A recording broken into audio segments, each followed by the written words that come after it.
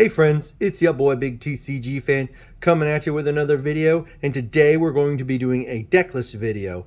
And the deck list I'm going to be sharing with you guys is Lathiel, the Bountious Dawn. We get for 2 colorless, 1 green, and 1 white, a legendary unicorn with lifelink that states at the beginning of each end step, if you gain life this turn, distribute up to that many +1/+1 counters among any number of creatures you control. And Lathiel is a 2/2. Now the focus of this deck obviously is to gain life, spread a bunch of counters, and win.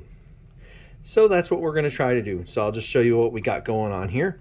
So obviously I have a grip of planes, and I went with these. These were from the VIP boxes that you guys saw me open and never pull anything awesome. Next, Forest, same set. I just like to have a theme. Alright, so then I have my Command Tower from the Commander Collection. I got a Fabled Passage, Sunplash Prairie, Sun Petal Grove. These are just mana, Fortified Village, and then my Zendikar Fake Proxy Savannah. Overgrown Farm, Wooded Bastion. As you can see, red, white. And then I got my Branch Loft Pathway. I bought the Ultimate Secret Layers too, and they're so beautiful. I just was like, okay. Canopy Vista, Temple Garden. I think that's the Secret Layer one. Haunted Fengrath, this is to get a creature back. And I have a few artifacts, so this one's handy if I want to try and get them back. And then obviously I put these 2 in there. These are super awesome cards. Early game, if I'm in a pinch, I can use them as land. Otherwise, I'll fight a creature, get a creature from my graveyard to my hand. Next, we have my mana set. I like this mana rock because the life gain is really useful with Lathiel, obviously, because then I can tap it at any point. Then we have an Arcane Signet and a Soul Ring. So I don't have a lot of artifact ones. I got a few ramp cards. You can see Rampant Growth, 3 Visits, Nature's Lore. I got Sakura's Tribe, aka Elder, aka Steve. You know, get lands. Then I got a couple mana dorks. And I like these guys because they're a place for me to put counters if I need to. So I could take a 1/1 guy and turn him into a beast. So we got the Avacyn's Pilgrim, Elvish Mystic, Funhorn Elves, Birds of Paradise, and then this is my last one. She's super powerful. Great way for me to get mana. The card draw thing, I get over that really quickly with the +1/+1 counter, so it's not a problem. Next, I have 4 different Planeswalkers that I use. Basri Ket, I just liked his +1. And then his bottom one's really nice because then you can start really cranking the counters out with that. Yeah, so it's useful. Next, we have Ajani, the Great-Hearted. The Vigilance is great, especially when you're starting to get really big creatures that you're smacking people in the face with. And then, obviously, the plus life. And then, obviously, you can see the bottom. Give all my creatures 1/1 and loyalty. You got a few Planeswalkers, but really, it's the +1 for 3 life that I wanted. Same thing with Ajani Gold Mage. I just wanted that. I mean, he has his other ability. I can give Vigilance and 1/1 counters, but I like to gain life, and then I would do it for until I got the big, huge creature. And then Freyalise, I did her for 2 things. One is to make mana dorks, and 2, I mean, don't get me wrong, her -2 is awesome in a pinch, which you need. But I like the bottom one, draw cards, because I'll have a bunch of creatures out, and then I can refill my hand. Next, I got a couple cards here that are intended to protect things. Heroic Intervention is just an amazing card, and any deck that has green in it should try to run it. Next is Rebuff the Wicked. So if someone targets this thing, I can go, nope, not doing it. All right, next I have a bunch of removal. Removal is really important. You have to be able to, and the trick, I prefer targeted removal. It's more of a political thing. I just remove things that you know are going to be a problem. The trick with that building strategy is you have to really be careful and understand the game and what other people are doing and key onto it. Otherwise, you could find yourself in a lot of trouble. But we got Swords to Plowshares, Croson Grip, Beast Within, Terastodon. I also love this one because I can dump a lot of counters on it. Acidic Slime, Bramble Crush, Reduced to Memory. Sometimes you just need to be able to exile stuff. And then Path to Exile. Yeah, perfect. All right, next, this is kind of a singular card in here. I got 2 of them. These are more utility cards. Sylvan Library and Mirari's Wake. You need mana and you need card draw. This card, I love it in this deck because you'll be gaining so much life that you don't even care about oh, I lose 4 life per card. You know, oh, 8 life. You know, I'm already 80 life up. What do I care, you know? And you'll see how I get there soon. Next, I got a couple tutors, enchantment and creatures. Just nice to be able to search things up. Then I got a pinch of recursion, which includes the Sun Titan, Regrowth, Karmic Guide, and Eternal Witness. All right, next we get into the section of things, because I got it sectioned off. I got a section that is cards that do stuff with +1/+1 counters. So I like her just because she, whenever a creature enters the battlefield, she'll throw a 1/1 counter on him. Vorinclex, this guy is just really stupid in this deck. So, I gained 3 life. I'm putting 6 counters on it. Or my Planeswalker comes in and I'm ultimating it the turn it comes if I want. And then it hurts your opponents. And then he's just a big beater too. Next we have Lenore the Autumn Sovereign. She just gives counters. She's nice.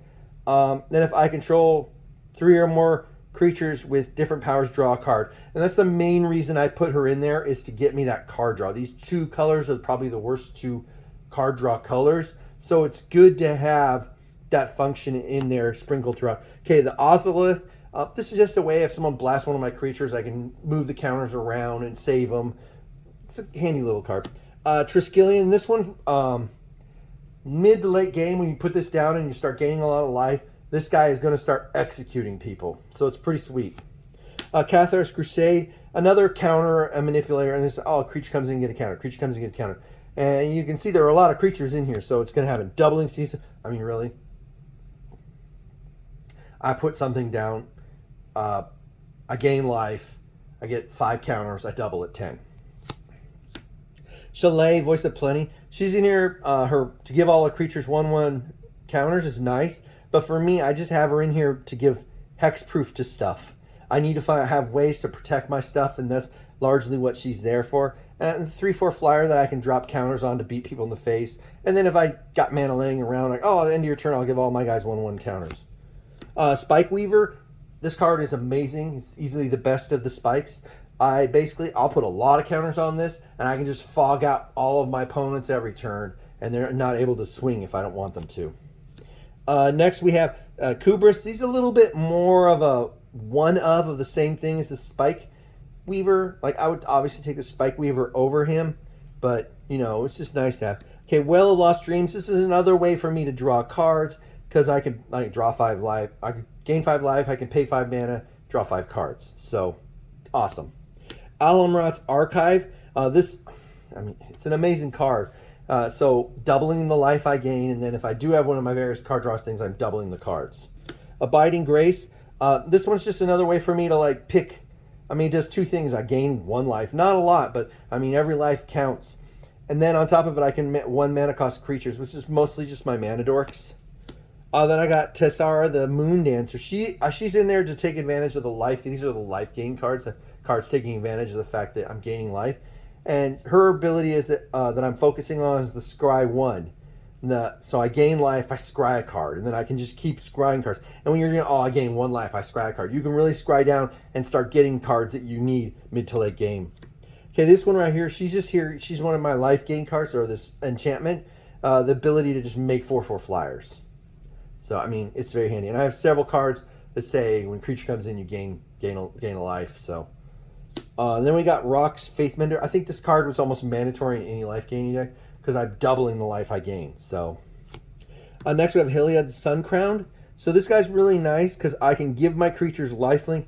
Plus, whenever I gain life, we get to put 1/1 counters for target creature enchantment I control. So I can make him bigger, and he's indestructible, or I can, make another creature bigger. So he's very awesome, Then we got Sigarda's Splendor. This is one of my favorite cards in the deck because, it comes into play, I look at my life, it's 40, right? And then every time I cast a white spell, I'm gaining life.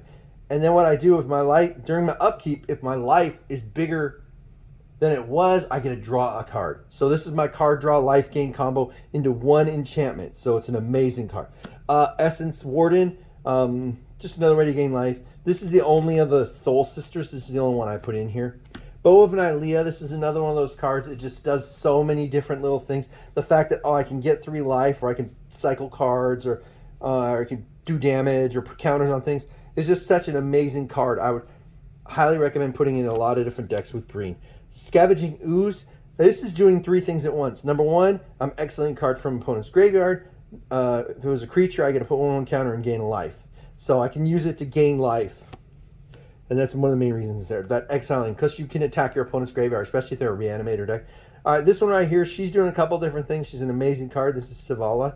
I tap her, parlay, everyone flips to the top card. So everyone's getting to draw a card, including myself, but I'm the one who gets the mana and the life. So, all right, Night of Autumn. So this card right here is just a really handy little come into play. Counters on it, destroy it. I'm most likely I'm going to be doing the destroy artifact enchantment and gain 4 life. Plus, it's a body for me to dump counters on. So, all right, Verdant Sun's Avatar. This is the big life gaining guy right here because you see there's a lot of creatures in here. Every time I play a creature, including when he comes out, I gain life equals to its toughness. So you can see how things get hand. And then we got Daxo the Blessed. He comes in, and whenever a creature enters or dies, I gain life. Just 1, but it's still life. And then now we're getting into my 2 big finishers. Stormherd, a massive flying horse army, Pegasi, to my life total. And I can get my life total up pretty high. So pretty quickly I'll have an armada of 1/1 flying Pegasi. Then we've got Triumph of the Hordes. This is, I think, one of the best game finishers out there. +1/+1 trample and infect. When I cast this, I can literally kill all of my opponents in 1 shot. All right, so there you guys go. That is Lathiel, the Bountious Dawn deck list for you. I wanted to share with you guys. This concludes this video. Make sure you like, subscribe, comment down below, share if you can. Peace out.